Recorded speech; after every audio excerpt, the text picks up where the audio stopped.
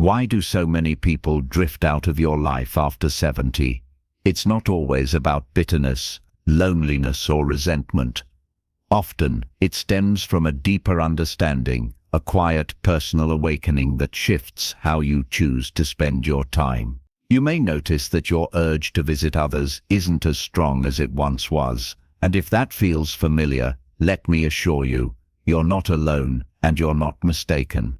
In fact, there's a quiet wisdom in that choice, one that rarely gets acknowledged. In today's video, we're going to unpack 6 powerful reasons many older adults stop visiting others after 70, and we're not just talking about convenience or health.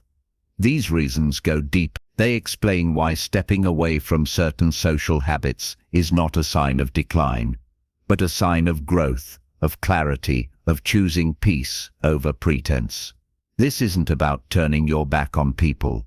It's about finally turning toward yourself. So, if you've ever found yourself saying, "I just don't feel like going anymore," stay with us, because by the end of this video, you might not only understand why you feel this way, you might also start feeling proud of it. Number 1. Emotional boundaries. After 70, one of the most surprising awakenings is realizing just how much emotional energy certain visits require. You might expect physical fatigue after going out, but the emotional drain sneaks up on you.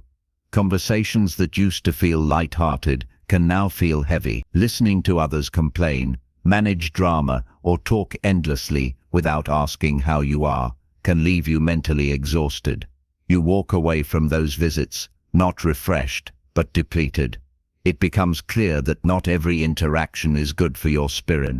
While people often assume you're pulling away because of age or illness, the truth is, you're just more selective with where you invest your heart.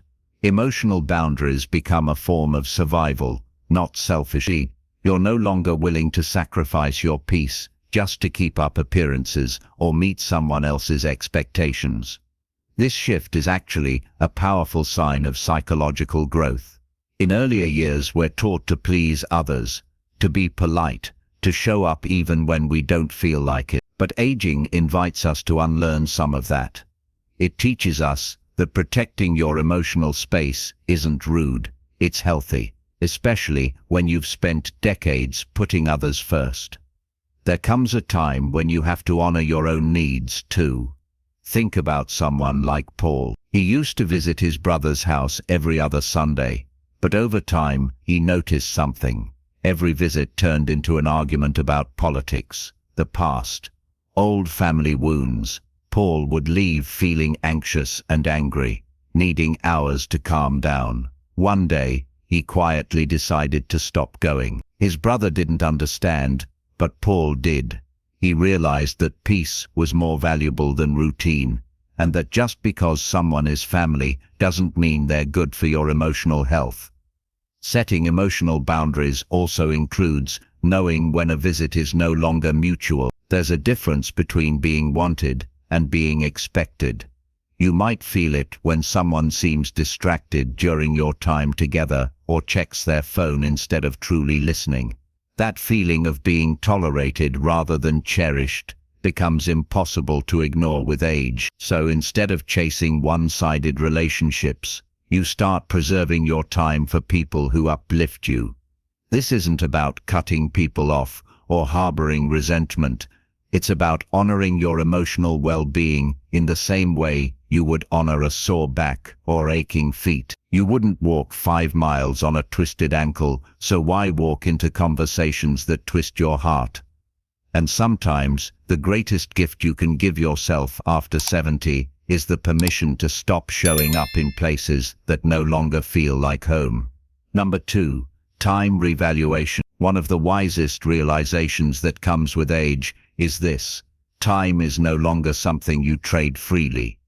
In your younger years, you may have spent entire afternoons at family gatherings or hours chatting with neighbors out of politeness, thinking there was always more time to spare. But once you pass 70, something shifts. Time no longer feels endless. It feels rare, precious, and incredibly personal. That means every moment you give to someone has to feel worth it. not in a transactional way, but in a deeply emotional sense. This isn't about being selfish, it's about honoring what your time truly means to you. Now, every hour spent with others is 1 hour not spent on your own healing, resting, or exploring what still brings you joy. At this age, you understand more than ever that there are only so many mornings left to sip your coffee in peace. Only so many walks to take in the sun, only so many books you'll read, or songs you'll hum quietly to yourself. That's not depressing, that's empowering. This is why many seniors gradually stop visiting certain people, not out of resentment, but because they've redefined what their time is for. It's for the things that replenish them, not the things that drain them. It's for deep, meaningful connections, not small talk that goes in circles. It's for their own dreams, no matter how small or simple, rather than constantly adjusting to fit into someone else's plans. Consider Lorraine, 76. For years she made a monthly, 3-hour drive to visit her cousin. They'd catch up, share meals, watch their favorite shows, and then she'd make the long drive home. But over time, something shifted. The visits, though pleasant, no longer brought her the same happiness. They started to feel routine, even a bit draining, and the 6-hour round trip became harder to justify. One day, Lorraine said, "I'd rather spend that time by the lake with my sketchpad." So she did, and in choosing what truly nourished her, she felt lighter, more alive. It's a form of maturity that many don't talk about. The ability to say, "No thank you," and not feel bad about it. You're not being rude. You're being wise with what you have left. You're curating your life like an art piece, choosing the colors and moments that feel right, discarding the ones that don't serve your peace anymore.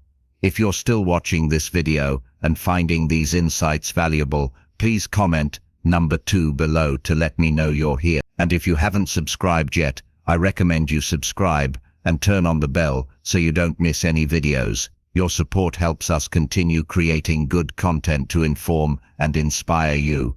Now, let's move forward. Number 3. Emotional drain. One of the biggest reasons older adults stop visiting people after 70 is because the emotional cost simply becomes too high. It's not about being antisocial, it's about being emotionally honest. When you were younger, you might have tolerated small talk, gossip, or even the subtle power games some people play. But now, your tolerance for emotional clutter has worn thin. And that's not a flaw, that's emotional maturity. At this stage in life, many seniors start noticing how drained they feel after certain visits. It's not that anything dramatic happens during these encounters. In fact, it's often the opposite. It's the emptiness of the interaction that's most exhausting. You listen to people talk about things that don't matter to you anymore. You nod at conversations that feel repetitive, shallow, or disconnected from who you've become. And when you leave, you don't feel uplifted. You feel depleted. This kind of emotional fatigue is often misunderstood. Others might say, "You're becoming distant or losing your spark," but the truth is, you've just outgrown the need to perform for others. You no longer feel the need to explain yourself or justify your silence. You've spent decades showing up, smiling politely, doing what's expected, and now, finally, you're choosing to prioritize your inner peace.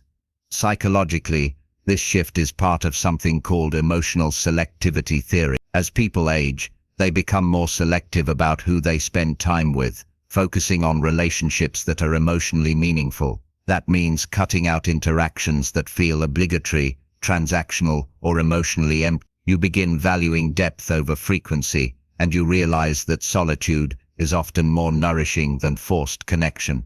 Take someone like Harold, 74 years old. He used to visit his extended family every weekend. Even when the gatherings left him feeling invisible, no one really asked how he was doing. No one really listened. They were too busy talking over one another or showing off their latest gadgets or vacations. One day, Harold simply stopped going, not out of spite, but out of self-respect. He now spends that time gardening, reading, or walking with a close friend who genuinely sees him, and he's never felt more emotionally grounded. If you've ever felt drained after visiting someone, and not just tired, but emotionally stripped, it's your inner wisdom telling you something. It's saying you don't have to keep giving pieces of yourself to people who don't value them, and once you hear that message, you can't unhear it. You realize that choosing emotional peace over social performance isn't selfish, it's survival. It's the kind of wisdom that only comes with age. Number 4, physical energy. Something no one warns you about after 70 is how every outing, no matter how simple, starts to feel like a full-day mission. Even a short visit to someone's house can take more out of you than expected. You may begin with good intentions, get dressed, grab a little gift or dessert, head out the door, but by the time you return home, it feels like you've climbed a mountain. And this shift in stamina isn't weakness, it's simply the body's natural way of asking for more respect. After 70, your energy becomes a limited, precious resource. You begin to see it not just in how much you can do in a day, but in how long it takes to recover afterward. A 2-hour visit might cost you the rest of the day, or the next. And when people don't see that cost, they often misjudge your absence. They might say, "You never come around anymore."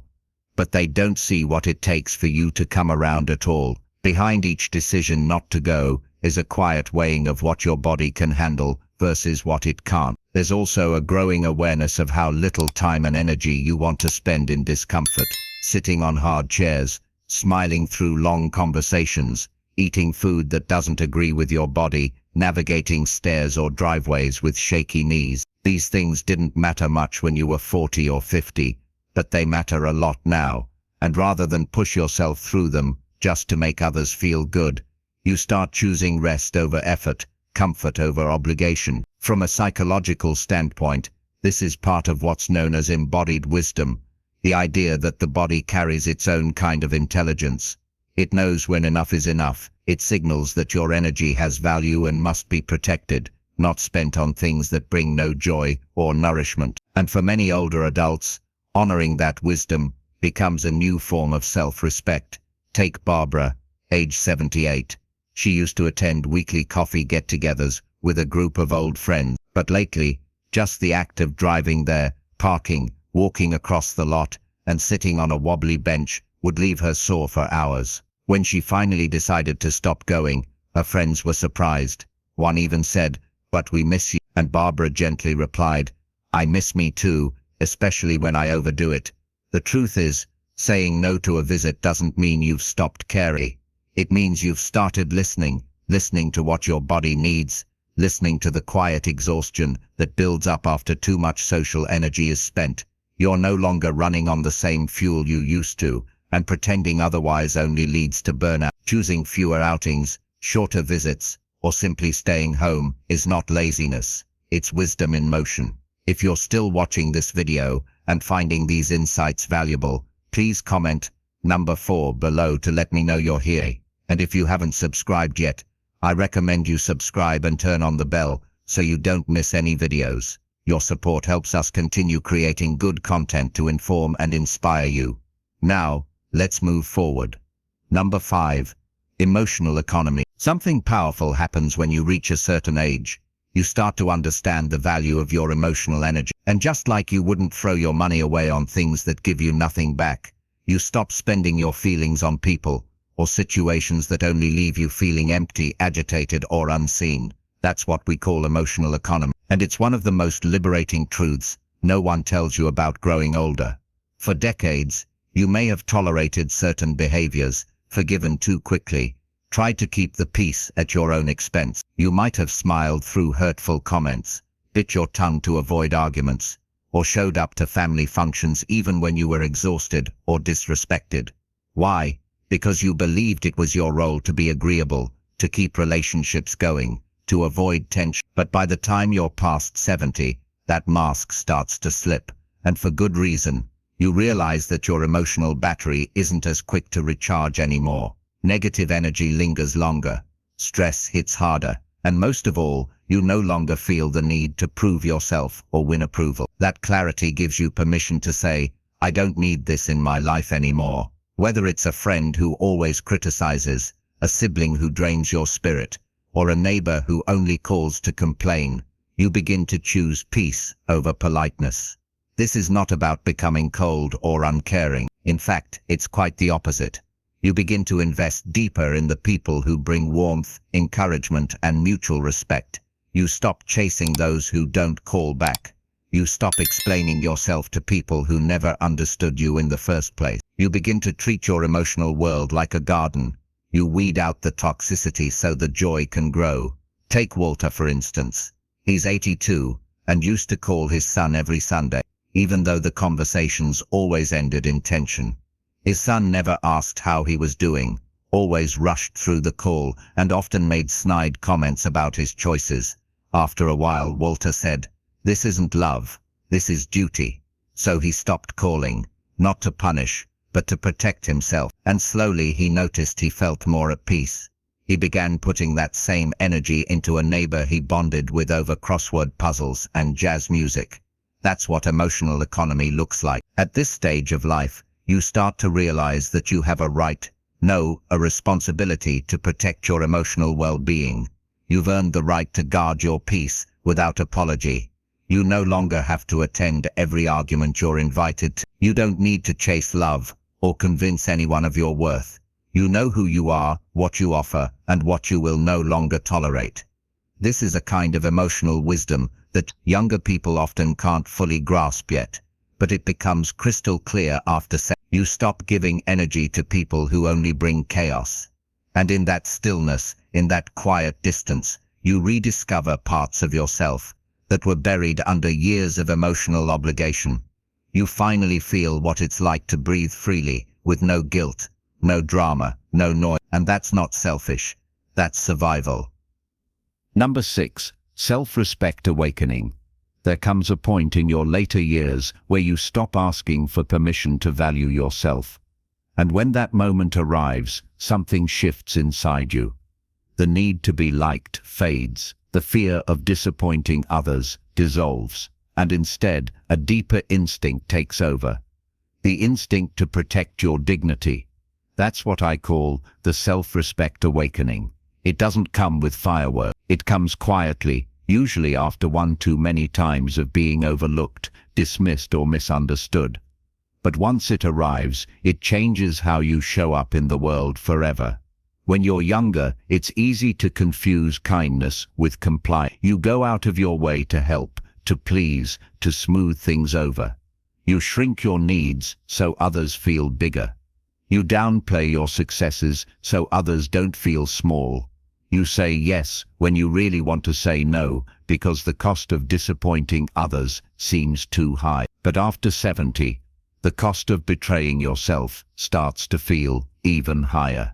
That's when you begin choosing differently. You decline invitations that feel like obligations. You stop entertaining people who treat you like a backup plan. You walk away from conversations that drain your spirit. You stop lowering your standards just to feel included. Because deep down, you realize something simple and powerful. Peace is more important than popularity. There's a quiet power that older people carry. You can see it in the way they walk, talk, and hold eye contact. It's not arrogance, it's earned self-respect. It's the result of decades of being underestimated, misunderstood, and told to settle down. It's the inner knowing that says, "I've lived long enough to know what I deserve." And with that knowledge, you begin to create boundaries, not out of anger, but out of self-love. Consider Marilyn, age 76. For most of her life, she was the one everyone called when they needed a favor. Babysitting grandkids, hosting holidays, lending money, organizing events. She did it all, often at the expense of her own health. But a year ago, she decided to change. She politely declined the next big family event and instead took a quiet weekend at the lake by herself. Her daughter was shocked. "But Mum, everyone's counting on you." And Marilyn gently replied, "For once, I'm counting on me."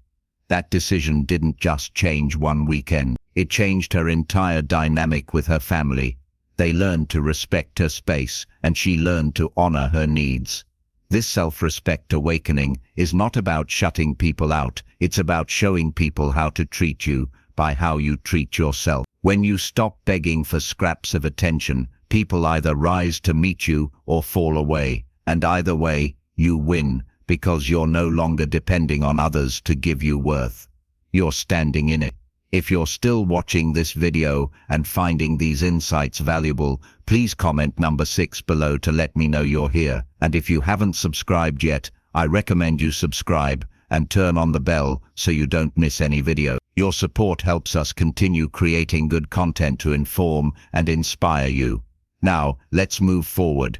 Final thought. If you've reached the age of 70 and found yourself pulling back from social visits, choosing solitude over small talk, or even wondering why your circle seems smaller now, I want you to know something very important.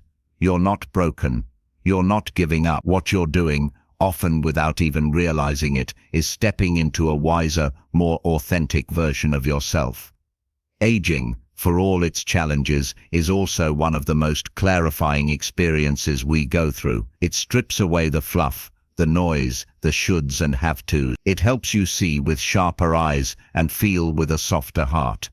It reveals what truly matters and what never did. And part of that revelation is this: not every relationship is meant to last forever. Not every invitation is meant to be accepted, and not every version of yourself is meant to stay the same. You are evolving, and that evolution sometimes means walking away from people, places, or routines that no longer serve your peace. It means protecting your energy like it's sacred, because it is. It means choosing depth over drama, honesty over harmony, and truth over tradition. And while that may seem lonely at times, it's actually where your truest self begins to shine.